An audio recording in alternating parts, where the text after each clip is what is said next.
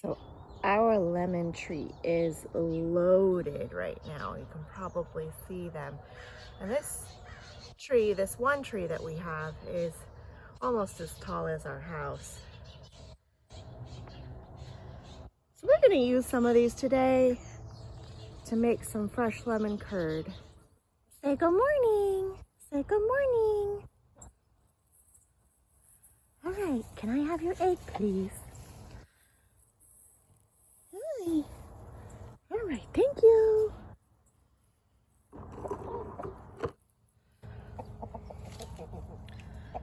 So here's our morning egg collection from our flock. Say hello. Hi everyone, welcome back. So we are just coming out of the winter months, and that usually means that our lemon production is fully ramped up. So we have a lot of lemon trees on our property, and we have lemons coming out of our ears. It also means that the days are starting to get a little bit longer, which means when there's more light in the day, our chickens come out of what we call their hibernation mode, and they start to produce more eggs and lay more eggs every day. So today we're going to use these two ingredients to make a lemon curd. Now you can make this, you can eat it right away, which is what we're going to do. I'm going to use it as a filling in a cake, or you can preserve it. If you'd like to learn how to do a water bath preservation for the lemon curd in canning jars, go ahead and take a look at some of the other videos I've done. There's a cranberry sauce recipe that shows you that water preservation technique for canning, and that should suffice just fine for preserving your lemon curd. Okay, so to get started with this recipe, we actually have to prep some of our ingredients. So while there's very few ingredients in this recipe, we do have to prep them. So the first thing that we're going to do is we're going to take our lemons and we're going to zest them, because we need 1 tablespoon of lemon zest. Now I have a zester here that I particularly like. You could use a really fine grater, like a really fine cheese grater if you had one. That would work. You don't have to have this special tool, but this is what I prefer to use.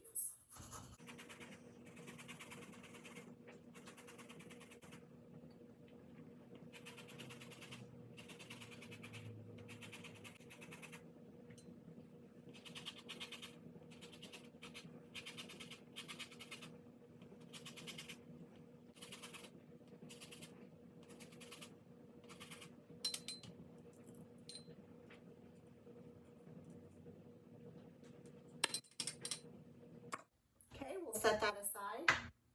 The next step that we're going to need to do is we're going to need to get about half a cup of lemon juice. So I'm going to take these lemons that I zested, and I'm actually just going to roll them with the palm of my hand to soften them up just a little bit. This helps to break the juice free from the pulp inside.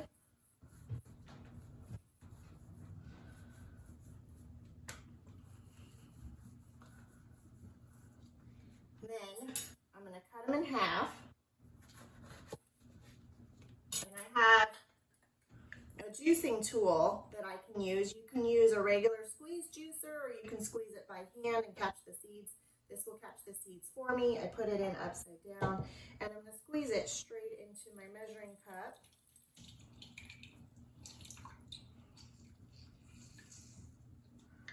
Here. And I discard this into my sink and run it through the garbage disposal so that I have a good smelling sink all the time. I will do this until I get half a cup's worth of juice.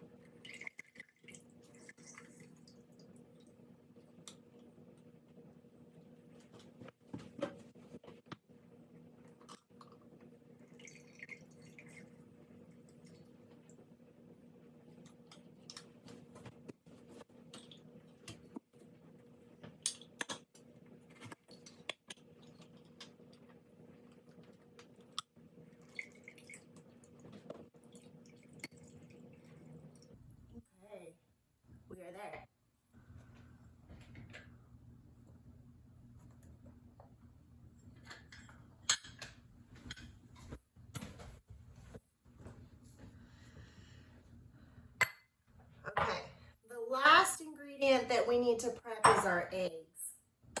And so for our eggs, we're going to need 8 whole egg yolks, just the yolks. So I'm going to work to separate these eggs. Now, these are farm fresh eggs, so I gathered them from our chickens this morning.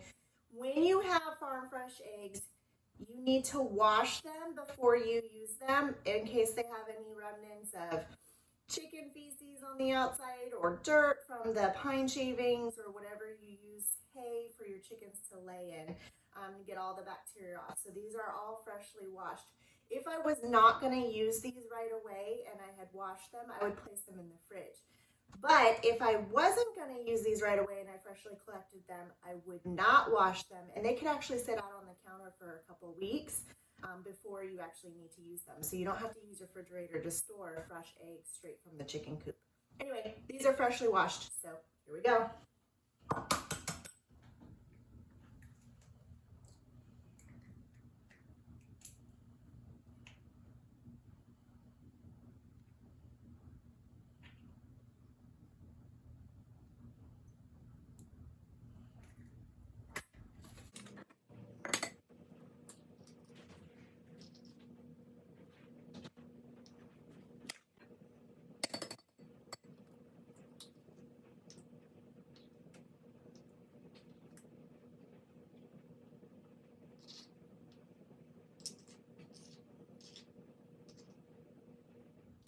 Okay, so last but not least, we're going to prep our butter. We need 10 tablespoons of butter, and we need them cut into 1 tablespoon sections. So I'm just going to give this a nice set of slices here.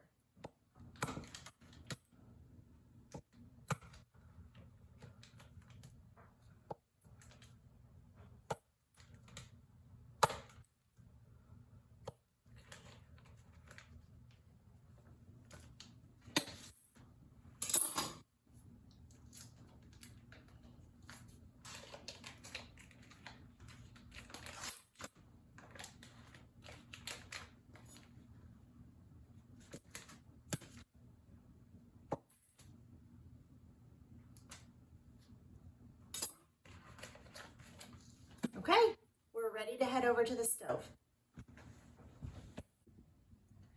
Okay, in a medium saucepan at the stovetop, you're going to add 1.5 cups of sugar,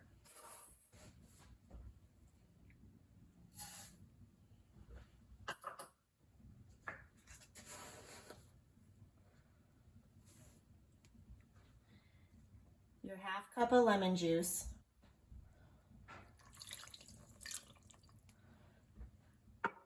and your 1 tablespoon of lemon zest.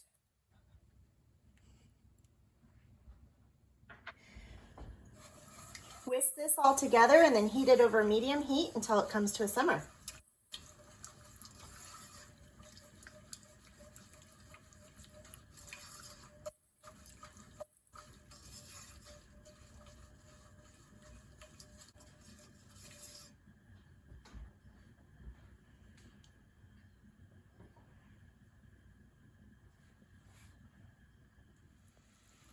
Okay, so you can see here that this has come to a simmer. It's got nice bubbles. So I'm going to reduce the heat on this to low. Turn it down here. And then we're going to quickly whisk up our egg yolks. Get them nice and creamy. And I am going to slowly add this mixture here. We're going to slowly add this to the egg yolks, whisking constantly because I don't want to cook these egg yolks. And I'm only going to add about half of this mixture to my egg yolks at this point in time.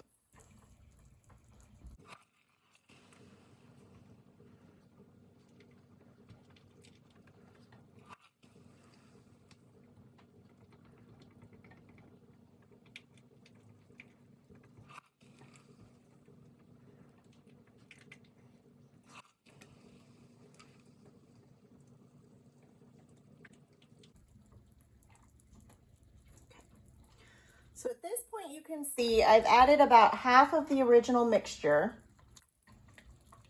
to the egg yolks. And what that's done is that has brought the temperature of the egg yolks up from room temperature closer to the temperature of the sugar, lemon juice, and lemon zest mixture. And you can see that the volume has also increased. So now I can safely add this back to the original pot, and I'm going to keep stirring it quite vigorously to mix it all in.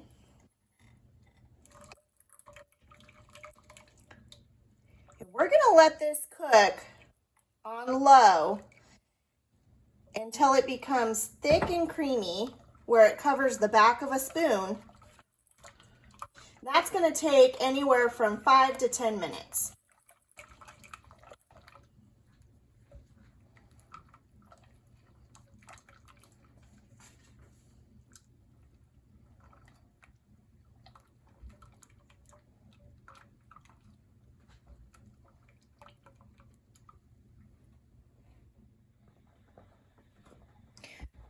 Now remember, you're not bringing this to a simmer or a boil. You just want to keep stirring it until it really starts to thicken. And I always set a timer. You can hear it's reminding me that we're getting close because it's only going to be anywhere from 5 to 10 minutes that you're going to get the desired results. So you can see here the back of the spoon, it's stayed covered on the back of the spoon. So I'm now going to remove this from the heat. This is exactly what I want. And we're going to take it over and add in the butter to it.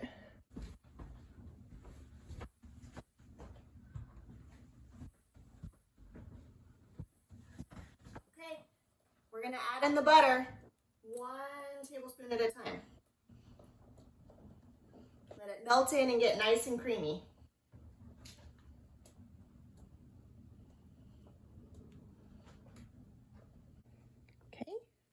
This is what it looks like after all the butter has melted in. So at this point, we're ready to transfer it to jars and put it in a water bath to can it if we're going to preserve it. As I mentioned, I'm using it for a cake, so I'm just going to transfer it to jars. And we're going to let it cool completely, and then I'll store it in the fridge until my cake is made to use it as the center layer of the cake. Okay, so I have transferred this to a jar. You can see the batch makes about 1 pint, so it's one fairly large size jar. And I'm just gonna cover this up here and seal it, and then we'll let it cool. Once it's cooled completely, I'm gonna store it in the fridge and it'll be ready to go inside of a cake. I hope you've enjoyed this recipe. Again, you can use this right now. You can put it in a cake, you can put it on muffins, you can put it on toast, you can use it on anything pretty much sweet that's pastry and delicious. If you've liked this recipe, go ahead and subscribe to my channel, place a comment down below, like on your social media, and we'll see you next time. Bye.